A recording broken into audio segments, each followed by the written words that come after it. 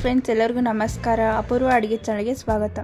ಇವತ್ತು ನಾವು ಸಖತ್ ಟೇಸ್ಟಿ ಆಗಿರುವ ಪಾಲಕ್ ಪೂರಿ ಹೇಗೆ ಮಾಡುವುದು ಅಂತ ನೋಡೋಣ ಬನ್ನಿ. ಇದಕ್ಕೆ ಬೇಕಾಗಿರುವ ಇಂಗ್ರೀಡಿಯೆಂಟ್ಸ್: ಪಾಲಕ್ ತೊಗೊಂಡಿದ್ದೀನಿ, ಗೋಧಿ ಹಿಟ್ಟು, ಎಣ್ಣೆ, ಸೋಡಾ ಪುಡಿ, ಅಜ್ವಾನ, ಹಸಿಮೆಣಸಿನ್ಕಾಯಿ, ಉಪ್ಪು ಇಷ್ಟಿದ್ರೆ ಸಾಕು. ಇವಾಗ ಮೊದಲಿಗೆ ನಾನು ಬಿಸಿನೀರು ಕಾಯ್ಲಿಕ್ಕೆ ಇಟ್ಟಿದ್ದೆ, ಅದಕ್ಕೆ ಪಾಲಕ್ ಹಾಕ್ತಿದ್ದೀನಿ.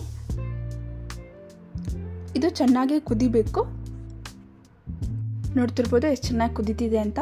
ಇವಾಗ ಇದನ್ನು ಹೊರಗೆ ತೆಗೆದು ಇಟ್ಕೊಂಡಿದ್ದೀನಿ, ಸ್ವಲ್ಪ ಆರ್ಲಿಕ್ಕೆ ಬಿಡಬೇಕು. ಬಿಟ್ಟಾದಮೇಲೆ ನಾನು ಒಂದು ಸಣ್ಣ ಮಿಕ್ಸಿ ಜಾರ್ ತೊಗೊಂಡಿದ್ದೀನಿ, ಅದಕ್ಕೆ ಹಸಿಮೆಣಸಿನ್ಕಾಯಿ ಮತ್ತು ಪಾಲಕ್ ಸೊಪ್ಪು ಹಾಕಿ ಚೆನ್ನಾಗಿ ಪೇಸ್ಟ್ ಮಾಡ್ಕೊಂಡು ಇಟ್ಕೊಂಡಿದ್ದೀನಿ ನಾನು. ಇವಾಗ ಒಂದು ಬೌಲ್ ತೊಗೊಂಡು ಅದಕ್ಕೆ ಗೋಧಿ ಹಿಟ್ಟು ಆ್ಯಡ್ ಮಾಡ್ತಿದ್ದೀನಿ. ನೀವು ಬೇಕಂದರೆ ಮೈದಾ ಹಿಟ್ಟು ಯೂಸ್ ಮಾಡ್ಕೋಬಹುದು. ಇದಕ್ಕೆ ಪೇಸ್ಟ್ ಮಾಡಿ ಇಟ್ಕೊಂಡಿದ್ನಲ್ಲ, ಸೊ ಅದನ್ನು ಹಾಕ್ತಿದ್ದೀನಿ. ಇವಾಗ ಸ್ವಲ್ಪ ಉಪ್ಪು ಹಾಕ್ತಿದ್ದೀನಿ, ಒಂದು ಚಿಟಿಕೆಯಷ್ಟು ಸೋಡಾ ಪುಡಿ ಹಾಕ್ತಿದ್ದೀನಿ,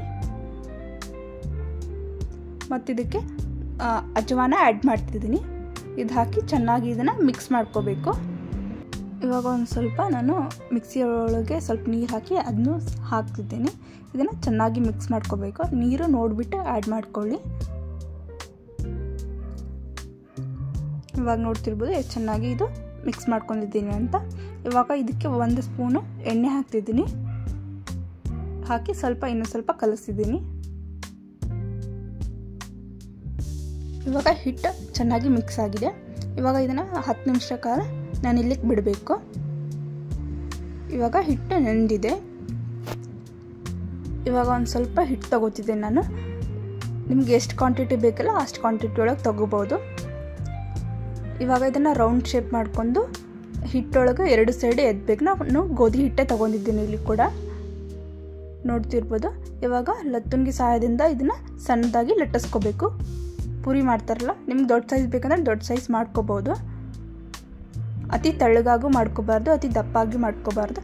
ಮೀಡಿಯಮ್ ಸೈಜ್ ಒಳಗೆ ಲಟ್ಟಿಸ್ಕೊಂಡ್ರೆ ಸಾಕು, ಪೂರಿ ಚೆನ್ನಾಗಿ ಉಬ್ತವೆ.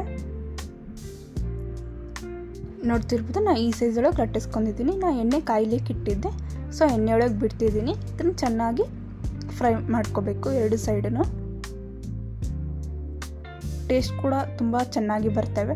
ಸಣ್ಣ ಮಕ್ಕಳಿಗೆಲ್ಲ ಟಿಫಿನ್ಗಾಗಿರ್ಬೋದು, ಇಲ್ಲ ಈವ್ನಿಂಗ್ ಸ್ನ್ಯಾಕ್ಸ್ ಆಗಿರ್ಬೋದು ಮಾಡಿಕೊಟ್ರೆ ತುಂಬ ಇಷ್ಟಪಡ್ತಾರೆ. ಇವಾಗ ನಾರ್ಮಲ್ ಪೂರಿ ಎಲ್ಲ ಮಾಡ್ತಾರೆ, ಈ ಥರ ಎಲ್ಲ ಸ್ಪೆಷಲಾಗಿ ಏನಾದರೂ ಮಾಡಿಕೊಟ್ರೆ ಸ್ವಲ್ಪ ಇಷ್ಟಪಟ್ಟು ತಿಂತಾರೆ. ನೋಡ್ತಿರ್ಬೋದು ಎಷ್ಟು ಚೆನ್ನಾಗಿ ಬರ್ತಿದೆ ಅಂತ.